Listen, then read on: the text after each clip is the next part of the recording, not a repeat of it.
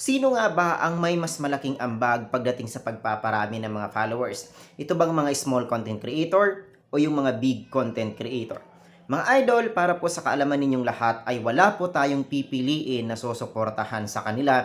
Ngunit kung ang tanong po ninyo ay kung sino ang mas nakatutulong, ay walang iba po kundi itong mga big content creator. Dahil po sa mga big content creator na yan, ay mas lumalago ang ating mga followers. Tandaan nyo na ang mga followers na nakuha ninyo ay galing po yan mismo sa mga big content creator na kung saan doon po kayo nakikipag-resbakan. Gayunpaman, wala po kayong pipiliin pagdating sa pagsuporta dahil ang dalawang content creator po na iyon, yung big content creator and small content creator, ay dapat po nating tulungan at suportahan. Kaya kung ikaw ay namimili, sinasabi ko sa iyo na lahat ay iyong susuportahan at wala kang pipiliin sa kanila kahit na malaki man ang bahay niyan o maliit dahil ang dalawang iyon ay kapwa makatutulong sa iyo. So paano? Mag-iwan ka dito ng bakas sa comment section. Malay mo, isa ka sa matag ko at matulungan ko na dumami ang iyong followers. So paano? Kita-kita tayo sa susunod na video. Maraming salamat po. Peace out.